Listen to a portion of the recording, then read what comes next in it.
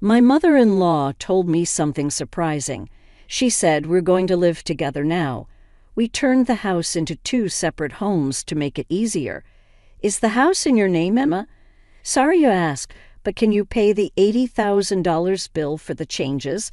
My mother-in-law and husband thought it was funny, but I felt determined. I was going to tell them something important, even though my husband didn't know yet. I have proof, too. My name is Emma Davis, and I'm 26 years old. I live a little away from the city in a place surrounded by nature. I work in an office and draw pictures for fun. Recently, I've been sharing my drawings online and reading the comments people leave.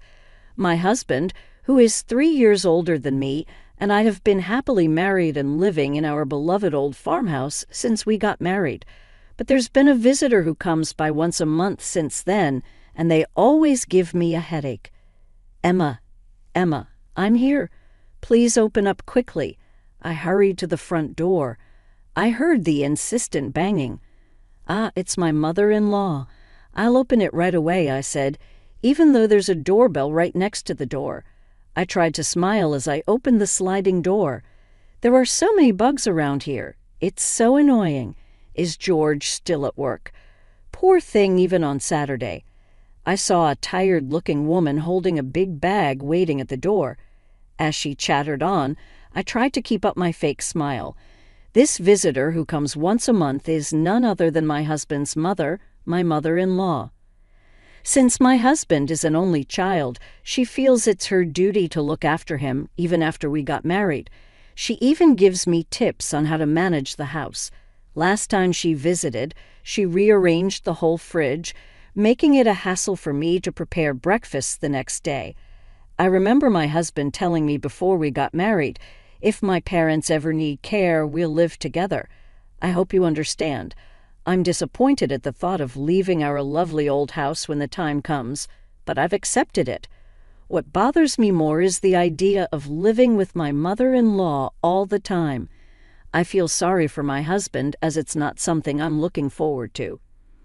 Fast forward 2 years into our married life in the farmhouse, my husband told me that his father slipped on the stairs at home and broke his leg.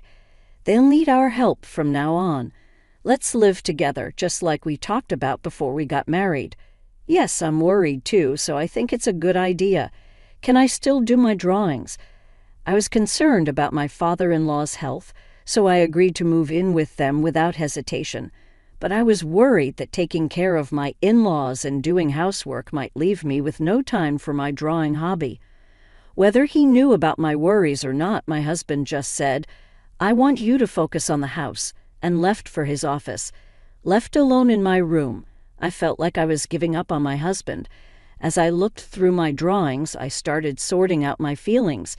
Just when I had decided to live with them, something unexpected happened. While I was at work, I suddenly felt numbness in my hands and feet and got really dizzy. I collapsed. Thankfully, a colleague called an ambulance, and although I wasn't in danger, it turned out I had had a stroke at a young age.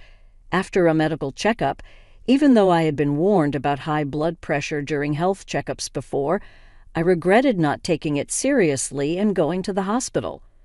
From the time I found out about the illness to being hospitalized, including tests, surgery, and recovery, took about 2 months.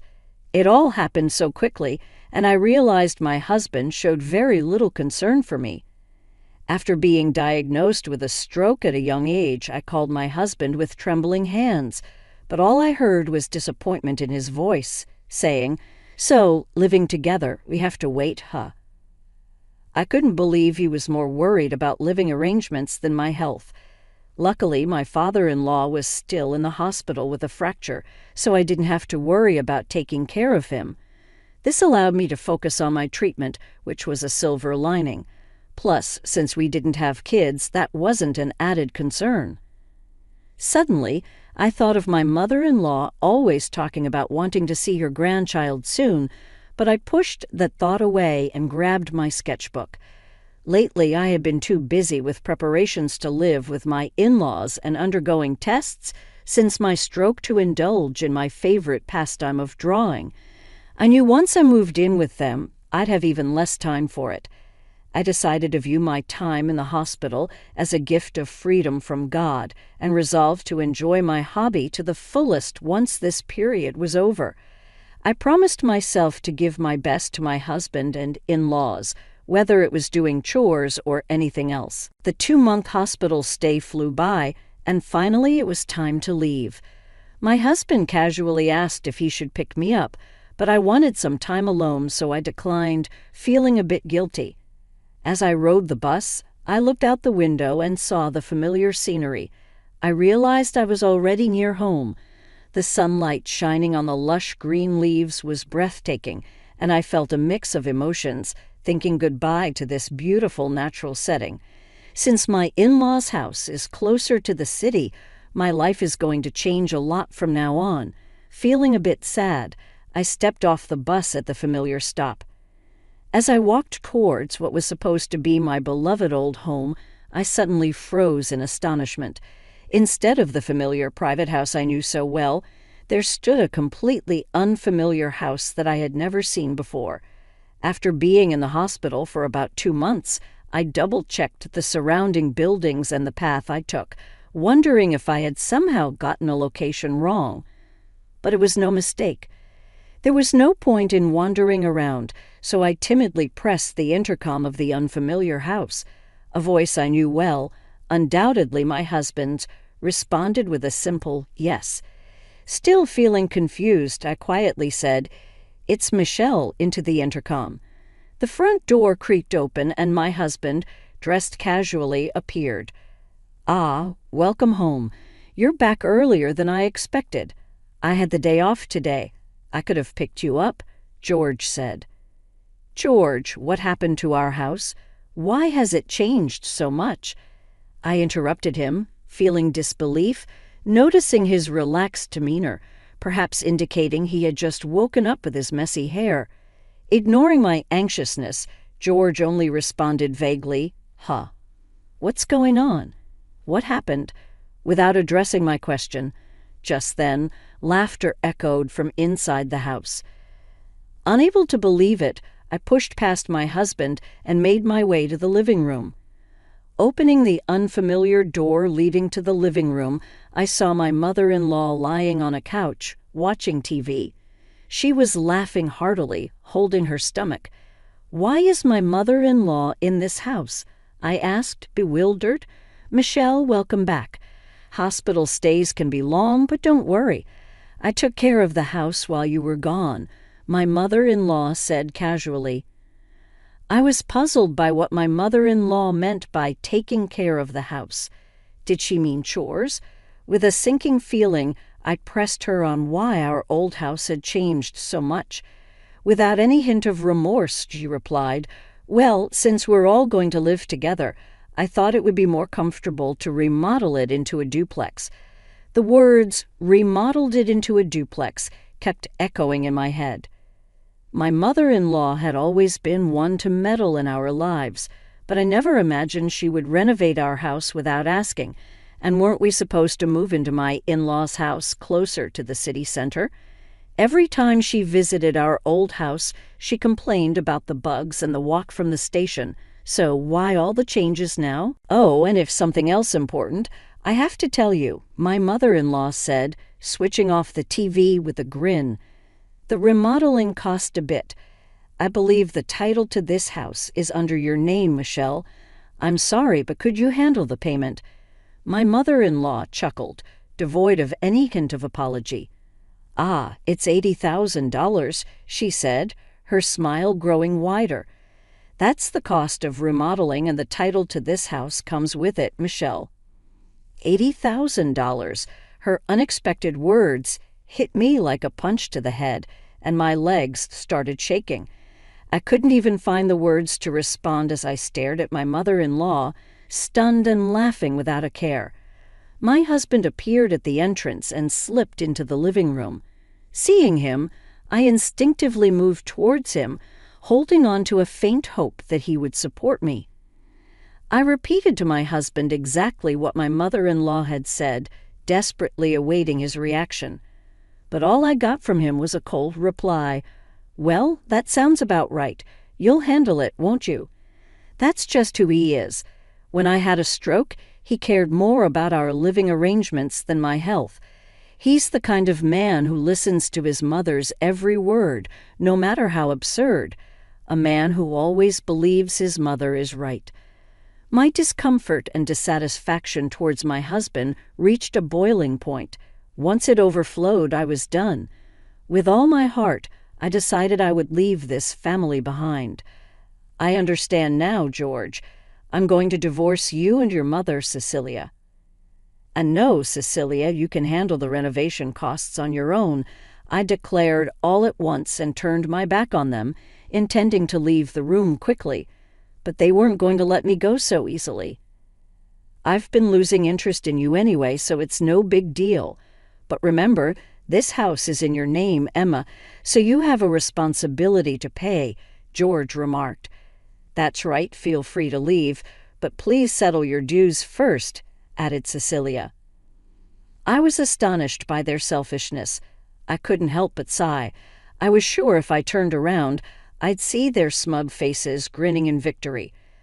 But I refused to look back. I stood tall and replied, You keep saying the house is in my name, George, but did you forget the ownership has been transferred to you? I revealed the truth, but they only laughed, thinking I was lying to evade paying.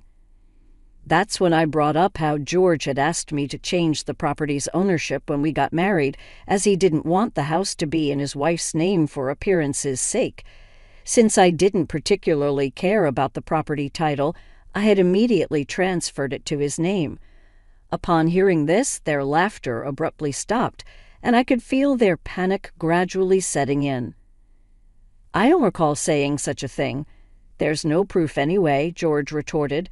Anticipating this response, I turned back to face them, walked past them, and opened a drawer and a shelf from our old house. Let's see, it should be somewhere around. Ah, here it is. This is the proof, I said, taking out a document that listed the property and house ownership and showed it to them. When I pointed to the part that showed the ownership was in George's name, his face went pale. That's fraud. I never thought you'd actually do it, and I definitely can't pay such a huge sum of $80,000, George exclaimed. I was disgusted by my husband's reaction. He started yelling as soon as he realized the payment obligation was on him. Since a decent conversation seemed impossible, let's communicate through lawyers from now on, Cecilia. Your son seems to be in quite a pickle, so please take good care of him, I stated calmly beside my loud husband. I smiled at my mother-in-law, who stood dazed, and finally turned my back on them, leaving their home for good. After that, my husband called several times, but I chose to ignore him entirely, opting instead to communicate formally through a lawyer. Given our strained relationship and the issues with my mother-in-law, the divorce was settled without any problems. Regarding my husband's accusation that changing the property's ownership was fraud, it was determined that it was a mutual decision made when we got married 2 years ago. My lawyer reassured me with a smile that this was neither fraud nor anything illegal. With that, all the uncertainty inside me disappeared completely. It turned out that I was supposed to foot the bill for renovating the house as soon as I got discharged from the hospital. I couldn't help but appreciate the well-executed, spiteful move of pushing me into a difficult situation just after I had undergone surgery and rehabilitation and finally got discharged. In the end, since the house was in my husband's name, it was his responsibility to pay the hefty renovation costs, and he ended up cornering himself. Moreover, I was able to secure alimony after the divorce was finalized. While I was in the midst of the legal battle with my husband and mother-in-law, I received an apology from my father-in-law, Bob, who had been hospitalized with a broken leg, saying, "I'm sorry for my wife and son's behavior." Of course, it didn't seem that Bob was directly involved in this matter, but it couldn't be denied that for 2 years after our marriage, he had turned a blind eye to his wife and indifferent husband. After briefly replying to Bob's message, I made the decision to cut all ties with my old family and start afresh. Since then, my health has been gradually improving, and I was able to return to work. When I was married, I used to draw illustrations, but I always felt restricted by my husband's presence. Now I can immerse myself in drawing whenever and however I want. Initially, drawing was just a hobby, but now I receive job offers through the social networking site where I post my illustrations. I spend more time drawing for work than for pleasure these days. My current dream is to buy an old farmhouse in a somewhat rural town using the alimony from my husband and my savings, and to open an art studio there. Today I'm taking the first step towards realizing that dream by heading to see an old farmhouse. As I gaze out at the scenery from the bus, I can't help but think back to the day I left the hospital, the day that changed my life forever. The natural scenery outside remains the same as it was that day, but my feelings are clearer now, and I'm filled with excitement for the new life that awaits me. The leaves on the trees, illuminated by the sunlight, look so bright and dazzling.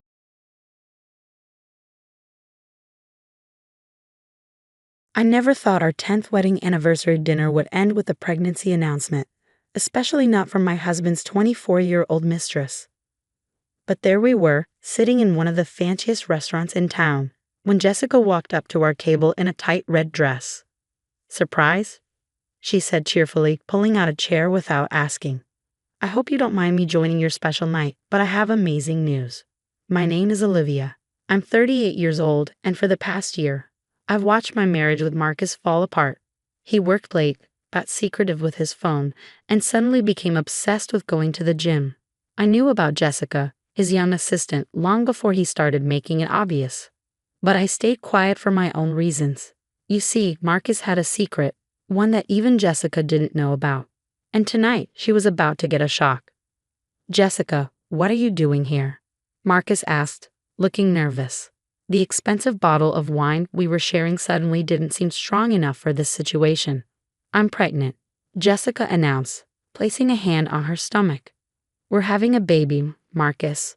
Isn't that wonderful?" I took a slow sip of my wine, enjoying the moment.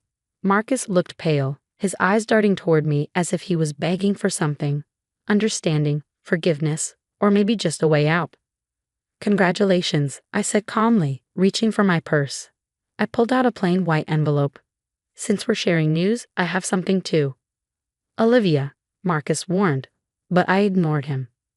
"Go ahead," I said, sliding the envelope across the table. "You both should read this. Consider it my anniversary gift." Jessica grabbed it eagerly and tore it open. But as she read, her smile faded. I don't understand," she mumbled, looking between Marcus and the papers. Marcus took them from her hands, and I watched as his face turned ghostly white. The papers were medical records, proof that he had a vasectomy 5 years ago. "You see," I said, pouring another glass of wine, "that's what makes your pregnancy announcement so interesting, Jessica. Either it's a miracle or you have something to tell Marcus about your other relationships." Silence filled the table. Jessica's lips moved, but no words came out. Marcus stared at the papers as if hoping it would somehow change. But Jessica's eyes filled with tears. "This has to be a mistake. Marcus, tell her it's a mistake." Marcus couldn't even look at her. He knew it wasn't a mistake. The vasectomy had been his choice. We had agreed that 2 kids were enough. He never told Jessica because I guess he liked pretending he could still have a future with her. "How long have you known?" Marcus finally whispered. I smiled, remembering the day 6 months ago when I found out about their affair. Instead of confronting him, I hired a private investigator. Turns out, Jessica wasn't just seeing Marcus, she was also involved with her personal trainer. "Long enough," I said, standing up and gathering my things. "Long enough to know Jessica has been spending a lot of time with Brad from the gym. Those private sessions must have been quite the workout." Jessica's face turned bright red. "You had me followed." "Of course not, dear, but next time you post your gym selfies on Instagram, you might want to check the reflections in the mirrors behind you." I placed a few $100 bills on the table, enough to cover the meal and a generous tip for the staff. "Happy anniversary, Marcus," I said, pushing back my chair. "Jessica, I'd say congratulations again. but I think you should call Brad instead. He'll probably be more excited about the baby than my husband." As I walked away, I heard Jessica start crying and Marcus push back his chair, proudly to follow me. But I didn't look back. This was only the beginning. I had more surprises planned, and I was going to make sure our marriage ended on my terms. The morning after the restaurant chowdown, I woke up in the guest bedroom to 17 missed calls from Marcus and a flurry of text messages from Jessica, ranging from threats to tearful apologies. I ignored them all and made myself a cup of coffee, settling into the window seat that overlooked our backyard. Marcus hadn't come home last night. I imagined he and Jessica had quite the conversation about her extracurricular activities with Brad. The thought made me smile into my coffee cup. A car door slammed outside, and I watched Marcus trudge up our driveway, still wearing his wrinkled suit from last night. He looked terrible. Exactly how a man who just discovered his mistress was cheating on him should look. "Olivia," he called out as soon as he entered. "We need to talk." I took another sip of coffee. "In the sunroom," I replied calmly. He burst in, his tie askew and his eyes bloodshot. "How long have you known about Jessica? About everything?" "Sit down, Marcus," I said, gesturing to the chair across from me. "You look terrible." He collapsed into the chair, running his hands through his disheveled hair. "Jessica admitted everything. About Brad, about God, Olivia. I've been such a fool." "Yes, you have," I agreed. "But Jessica isn't the only one with secrets, is she?" His head snapped up, wariness creeping into his expression. "What do you mean?" I reached for a second envelope I'd placed on the side table. "You know, when I first hired the private investigator to look into your affair, I expected to find the usual things: hotel receipts, romantic dinners, maybe some incriminating photos. But what I found was so much more interesting." Marcus went very still. "Olivia, did you really think I wouldn't find out about the offshore account?" I asked, pulling out bank statements that showed regular transfers to a Cayman Islands account.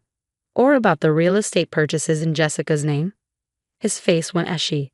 "I can explain." "Oh, I'm sure you can.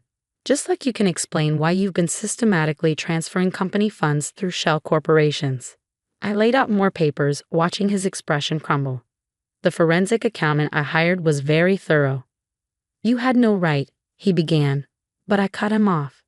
"I had every right. The moment you started using our joint assets to fund your midlife crisis with Jessica, you gave me that right." He slumped in his chair, the fight draining out of him. "What do you want?" "Divorce papers are being delivered to your office this afternoon.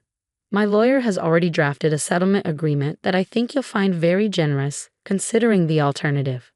"Alternative?" he asked, though his tone suggested he already knew.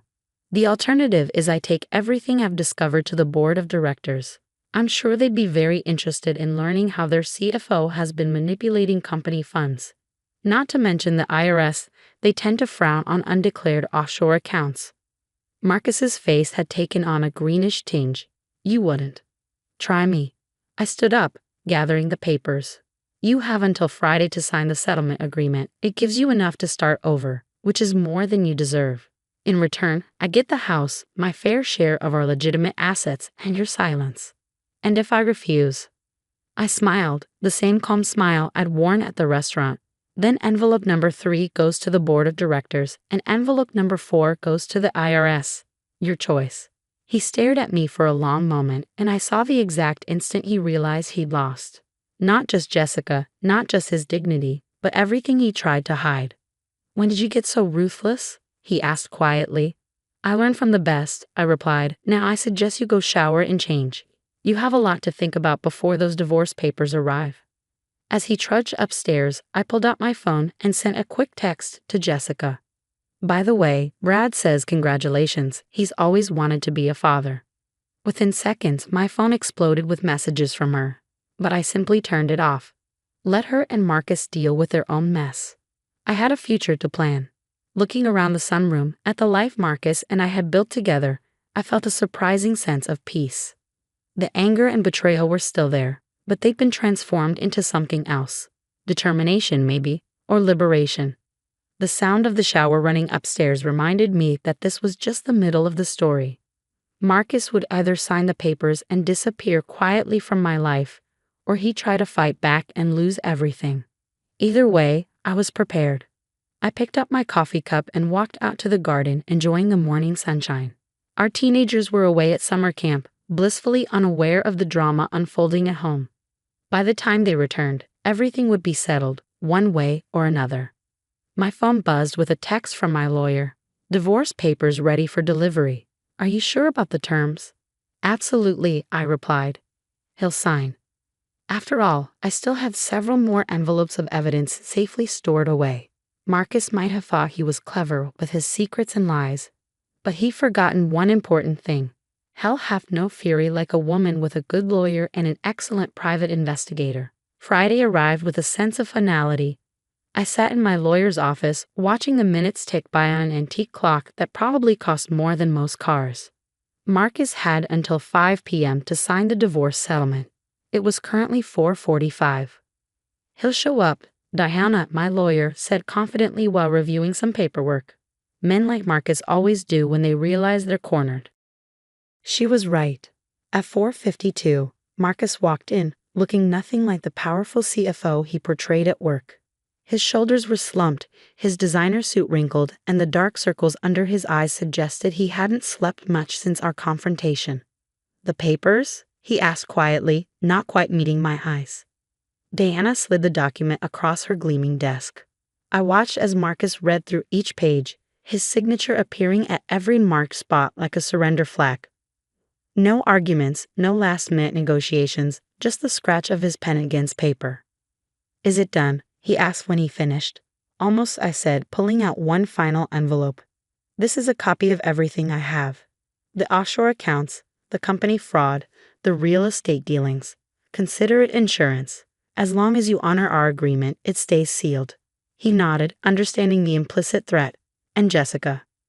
From what I hear, she and Brad had quite the emotional reunion at Fitness First yesterday. Apparently, he's thrilled about becoming a father. I couldn't help but smile. Though she might want to invest in some waterproof mascara. Marcus winced. I deserved that. Yes, you did. I stood up, gathering my things. Goodbye, Marcus. I suggest you start looking for a new job before the board starts asking questions about those financial discrepancies. As I walked out of the law office, I felt lighter than I had in years. The setting sun painted the city skyline in shades of gold and pink, a perfect backdrop for new beginnings. My phone buzzed with a text from our daughter, Emma. How was your anniversary dinner?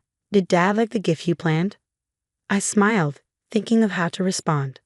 Our kids would learn about the divorce soon enough. But for now, they deserved to enjoy their summer camp without adult drama. It was quite memorable, I texted back. We'll talk when you get home. Later that evening, I sat on my back porch with a glass of wine, watching the stars emerge. The private investigator's final bill had arrived. Money well spent for the freedom it bought me. Jessica had finally stopped texting, probably too busy dealing with her own complicated love life to harass me anymore. My phone rang. It was Diana. Marcus just called, she said.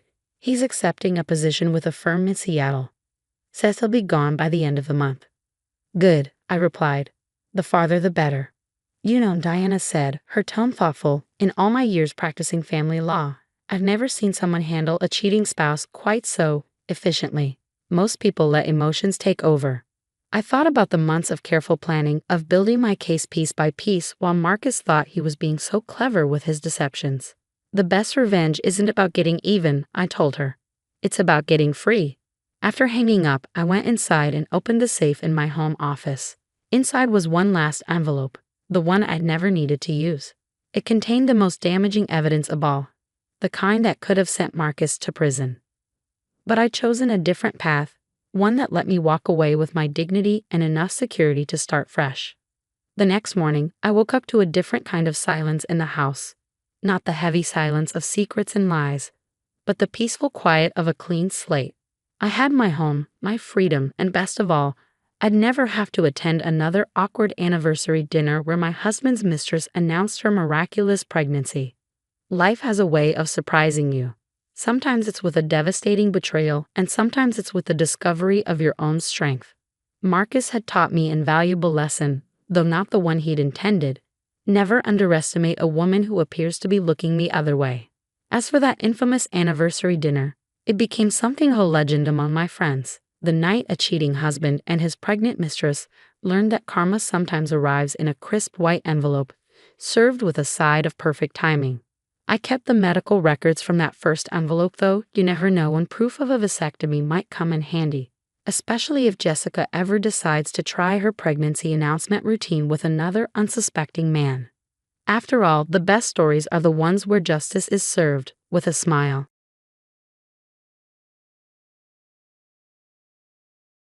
Elizabeth laughed as she held the deed to the beachfront house. I stood quietly, holding the papers for the old family farmland, trying not to show my frustration. My name is Olivia Parker, and at 35, I was watching my stepsister take what she thought was the best part of our grandmother's inheritance. She looked proud, just like our mother, who smirked from across the room. "Oh, don't be upset, Olivia," my stepmother Marianne said with fake sympathy. "At least you got something, even if it's just dirt." She and Elizabeth exchanged smug glances like they always did. I remembered spending summers on that farmland with Gran, helping her in a garden and listening to stories about how much Grandpa loved the land. "The land speaks to those who listen," she used to say with a knowing smile. Elizabeth scrolled through her phone, excited. "The beachfront house will make a great rental. I can charge $2,000 a night. What are you going to do with your land, Olivia? Grow corn?" I carefully put the deed in my bag. "I have plans," I said, thinking of Gran's last words to me. "The greatest treasures aren't always seen by greedy eyes." "You should sell," Marian added. "That land will cost too much to maintain. Your father and I think." "My father?" I cut her off. "The man you convinced to skip this will reading because you promised to handle everything fairly." Marian's smile faltered. "He trusts me. Besides, Elizabeth knows real estate. The beach house is worth much more than that land." 10 times more," Elizabeth corrected. "I already have agents begging to list it." I stood up. "If you'll excuse me, I have a property to check on." "Don't work too hard," Elizabeth called. "I hear farming is great exercise. Maybe you'll finally lose those last 10 pounds. I ignored her and drove to the farmland. The winding roads brought back memories of childhood. The old wooden gate still creaked, and the sun cast long shadows over the fields. At the barn, I opened Gran's last letter. My hands shook as I read. "My dearest Olivia, if you're reading this, you have the farmland and Elizabeth has the beach house. Don't worry, my smart girl. You always listened when I talked about your grandfather's work. Remember those summers you spent helping him with surveys? They weren't just games. Your grandfather was a geological engineer. He spent years studying this land. In the barn, behind the blue tractor, you'll find a locked chest. The key is with this letter. Inside are his maps and research. This land isn't just dirt, it's your grandfather's legacy. He chose you for it long ago. Trust your instincts. Patience reveals what greed conceals. All my love. Gran." A small brass key fell from the envelope. My heart raced as I hurried to the barn. The chest was exactly where she said. Inside were stacks of maps and documents. As I spread them out on the floor, my eyes widened. Grandpa's research suggested something incredible lay beneath this land. I quickly pulled out my phone and started looking for a geological survey company. 3 days later, I sat across from James Anderson, a lead geologist. He studied Grandpa's notes with growing excitement. "Miss Parker," he said, looking up in surprise, "these surveys are detailed. Your grandfather discovered something important. Would you like us to do a modern survey?" I thought of Elizabeth's smug face, Marianne's arrogance, and Gran's wise words. "Yes," I said, smiling. "Let's find out exactly what my grandfather knew." Elizabeth thought she won with the beach house, but soon she would realize my worthless land held something far more valuable. Patience reveals what greed conceals, and this was just the beginning. The next month passed in a blur of activity. Pioneer Survey Corps' team became a regular presence on the farmland, their equipment dotting the fields Elizabeth had so quickly dismissed. I kept everything quiet, following Gran's wisdom about patience. Then came the call that changed everything. "Miss Parker." James Anderson's voice was barely containing his excitement. "We need you at the site immediately. There's something you have to see." I arrived to find a cluster of geologists huddled around their equipment, talking in animated whispers. James rushed over, clutching a stack of reports. "We've confirmed your grandfather's theories," he announced, spreading out several detailed charts. "Miss Parker, you're sitting on one of the largest oil deposits discovered in the region in the last 50 years. The preliminary estimates suggest, well, let's just say your worthless farmland is worth significantly more than any beachfront property." I stood there, letting the news sink in. All those summers helping Grandpa with his special projects. All those mysterious smiles Gran would share with him, they knew. They'd known all along. "How soon before this becomes public knowledge?" I asked, thinking about Elizabeth and Marianne's inevitable reaction. "We've already had interest from several major oil companies," James replied. "Word travels fast in this industry. I'd expect calls within the week." Right on cue, my phone buzzed. Elizabeth's number flashed on the screen. I declined the call, watching as 3 more came in rapid succession. Then came the text messages. "Why are there survey trucks on your property?" "Kale me immediately." "Does this have something to do with what Gran's letter said?" I smiled, remembering how quickly Elizabeth had dismissed the sealed letter Gran had left me, calling it probably just sentimental garbage. Now suddenly she was interested. The next morning, I arrived at my office to find Marianne and Elizabeth waiting in the lobby. Elizabeth had traded her usual designer casual wear for a sophisticated business suit, while Marianne wore her most charming smile. "Olivia, darling," Marianne purred, stepping forward. "We've been trying to reach you. As family, we're naturally concerned about all this activity on your property." "Really?" I kept my voice neutral. "I thought it was just worthless dirt. Isn't that what you called it?" Elizabeth pushed forward. "Look, maybe we were a bit hasty in our judgment. Obviously, Gran had her reasons for the way she divided things. Perhaps we should discuss combining our inheritances? A partnership of sorts." I thought about all the times they'd excluded me from family events, the snide remarks about my career choices, the way they'd manipulated my father. "A partnership, like the kind of partnership you've shown me these past 12 years. "That's all in the past," Elizabeth waved dismissively. "We're talking about the future now, my business acumen combined with your land. It makes perfect sense." Actually, I pulled out the morning's paper, showing them the headline about a major oil discovery in the region. "I've already entered into a partnership." Pioneer Oil made quite an attractive offer. Marianne's smile faltered. "You can't be serious. You need to discuss these decisions with family first." "Family?" I raised an eyebrow. "Like how you discussed manipulating the will reading with my father? Or how Elizabeth discussed selling Gran's antiques before she was even buried?" "That's different." Elizabeth snapped, her composed facade cracking. "You don't know anything about business. You'll ruin this opportunity." I opened my office door, revealing the team of executives waiting inside. "I think you'll find I know quite a bit about business. Now, if you'll excuse me, I have a meeting about my worthless inheritance." "Your father will hear about this," Marianne threatened. "Yes, he will," I agreed. "In fact, he's in that meeting." Turns out, when I told him about Gran's letter and Grandpa's surveys, he was very interested in being part of this project. He's been quite curious about why you insisted he skip the will reading. The color drained from Marianne's face as my father appeared in the doorway. His expression hardened as he looked at his wife, years of manipulation suddenly clear to him.